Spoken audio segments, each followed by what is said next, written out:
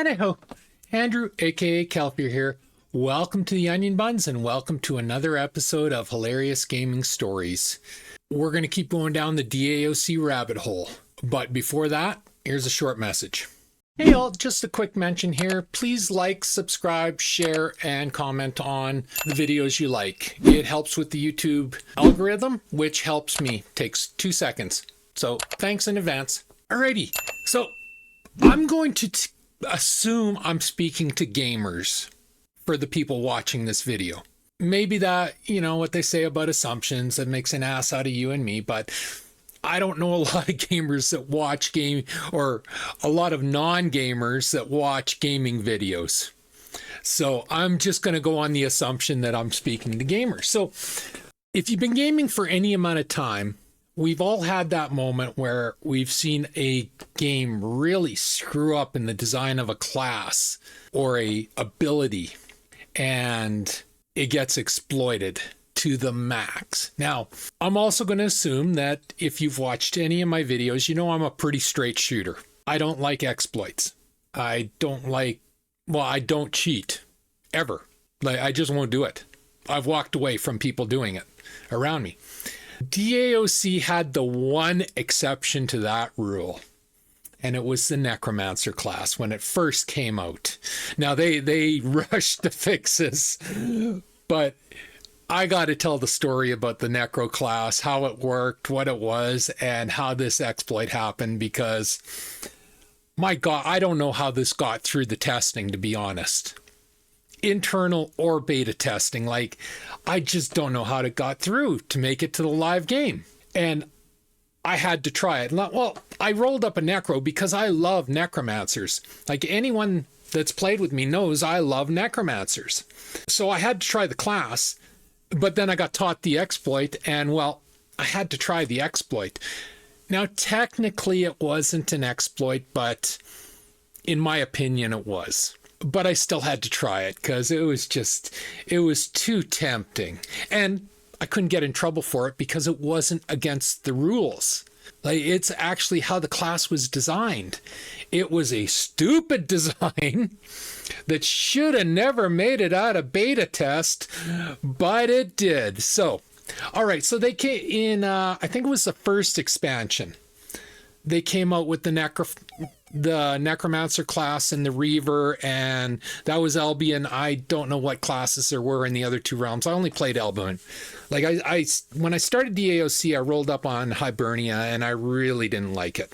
I didn't like it at all. So I left, and I went to Albion. Buddy of mine, Sarsar, who I've spoken of, we went to Albion. We started up a guild there, and yeah, it was a lot of fun, and I played for a number of years. But when the expansion came out, I had to try the Necro class. I just had to. Now, the Necromancer was a magic user, but it had a twist. You didn't cast spells from your character.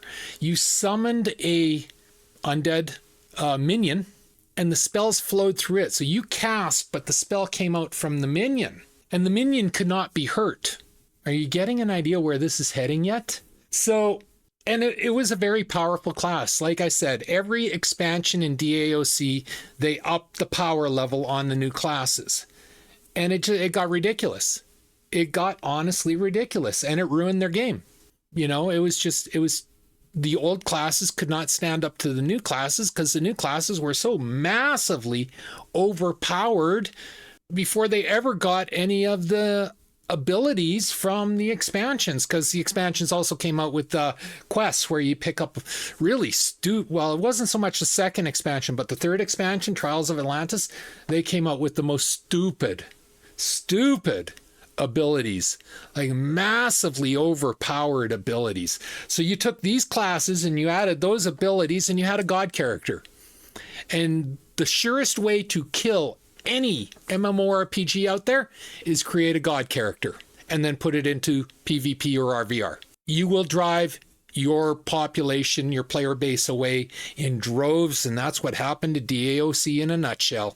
All right, so let's get to the Necromancer. So, as I said, you moved your character and the minion followed you, just like any pet class. But when you cast a spell, it went through the or through the minion and out. So like if the minion's standing here and Necro's here at max distance away, I think it was 50 yards or something like that, you could be away and cast. Everything between here felt nothing because the spell was coming out of here. So I got up to level 50, which was the max at the time. I got all my powers and everything, and then I went into RVR. And here comes the exploit. So what we would do is we'd go to a castle or a relic keep. And like the castles had these big walls and the relic keeps had even bigger walls. And anyone attacking it, they had to come to the front gate and use a battering ram to get through 2 sets of doors to get into the interior of the castle. And then they'd have to go through another set of doors to get up into the tower of the castle. So I would stand just in, say this is the wall. Okay, let's try to get my hand so you can see. Okay, say this is the wall. I would stand my character right here inside the interior of the castle, and I would put my minion out in front of the gate. So nothing can hit me because I'm standing right here. Like they can't hit through the gate, and they can't even cast a spell through the gate because the walls of castles and relics are so thick. So I would stand in there and I would have my minion who cannot be harmed. You can't kill the necromancer minion. And he would be standing right on the gate. So they would bring the battering ram up to the gate and I would start spamming a point blank AoE. So the AoE spell would be based off of my minion and hitting everything around my minion, which is everything attacking the door. I think I killed in one combat, like one castle siege, I'm not exaggerating here, I think I killed 70 to 100 enemies and never got hit once because I'd have Sarsar or Lane or somebody inside the inner, like in the inside of the castle protecting my back. So if the only one that could get to me is a stealther from a different class, but they'd have to get past these guys. And they weren't going to get past these guys because it would be 2, 3, 4 on 1. So I'd just sit there, boom, boom, boom, boom. I'm just a casting away. And it was ridiculous. It was, and Hibernia and Midgard, they screamed a high hell. And let's be honest, they had every single right to scream to high hell. Like, as I said, I don't know how this got past internal testing, much less beta testing. This was such an obvious exploit waiting to happen. And I only did it a couple times because it was cheap and that's not how I play. It's just not how I play. So in the future, what I would do is I would stand up on the wall. I'd still put my minion down there because that's not illegal, but I would stand up on the wall. That way they could hit me. They could target me and I'd have to run away and, you know, and I would actually have to play the game. So that was legit. But what I was doing then, that's not legit because you can't hurt me. You can't hurt my minion. And he's just killing everything. Just the only time he stopped casting is when I needed to stop to collect mana. And yeah, so that was the Necromancer. Like I said, I was blown away. Like, just, this is ridiculous. It really is. And I don't blame any high player or any Midgard player for bitching about it. You know, I may have even reported myself now that I think back. Going, this is ridiculous. You know, no class should have this God complex, I guess. You know, that's basically what you are. You can't be hurt. You're killing everything. There's absolutely nothing your opponents can do in that situation. So it was really poor class design. It was a fun class to play outside of that. Like if you played the class as it was meant, it was actually quite a fun class to play. And it was still very powerful. Like even after I stopped doing that, I just refused to do it after a couple times. I tried it, I got it out of my system, and I moved on, and I just played it legitimately. And I still kept playing it because it was a fun class. It wasn't as fun as Calphear, my Paladin, but it was a fun alt to jump onto and play once in a while, just to get a, you know, a change, something different, you know, whatever. But yeah, that was the Necromancer, one of the dumbest class designs I've ever seen. And I've seen some dumb class designs, like I haven't even talked about WoW yet, but yeah, it was just, to this day, I'm blown away by it. It's like, what the hell were they thinking? Were they even thinking? You know, and it was those type of design choices that killed their game, ultimately. That is what killed DAoC. That is what turned the player base away from it. If they had stuck to their original design and not brought out any of these other classes that were so grossly overpowered, because you had vampires and it wasn't just the Necro. There was a ton of classes that came out in the second and third expansion that were just stupid. They really were. If they had kept DAoC to the original class design, and then, you know, in the expansions brought out some of the new abilities, because, you know, you got to keep growing the game, so some new abilities is good for the game. If they had done that, I bet you DAoC would probably be in the top 5 MMORPGs to this day. I mean, player base, retention. You know, like WoW changed the industry, not for the better.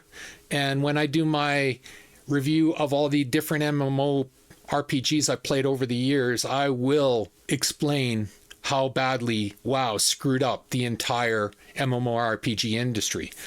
But this is about DAoC and the Necro, and yeah, if they had just stuck to the base classes and then just brought out like the spell crafting and the, you know, the Trials of Atlantis, they had some really overpowered abilities, but they also had some really good abilities that were really, like one of them was they increased the weight capacity to carry, because in RVR you had to carry siege equipment, and siege equipment, especially battering rams, weighed a freaking ton. So you would end up spreading one battering ram over like 5 characters just so that they could move. You know, and that was poor design as well. When Trials of Atlantis came out, there was a questing ability that you could get that would allow, like my Kelfier character, it wouldn't allow a spellcaster, because spellcasters are typically weak. But a tank, an armsman, like a paladin, an armsman, a hero in Hibernia, you know, a warrior in Midgard, it would allow them to carry a full battering ram on them, and that made sense for the character class. Like, that made sense. So that was a really good addition to the game. Like, if they had just stuck to those type of things, I think DAoC would still be a top 5 population MMORPG today, because it was that much fun in RVR until they screwed everything up. So anyway, yeah, that's my story about Necros. My God, I can't even say it without laughing. It was just so stupid. I hope you enjoyed the video. If you liked the video, leave a like, a subscribe, and a share. I'm trying to grow my channel still, and a like, a subscribe, and a share does me wonders, and I do appreciate it. I always feel free to leave a comment. Please leave a comment. If you played DAoC and went up against a Necro and know what I'm talking about, please, please, please leave a comment. I would love to see the comments. And besides getting us interacting, it really does help me with the YouTube algorithm and getting more eyes on my videos. And as always, pew, pew, pew, and shit. Thanks for watching. Have a great day. Bye.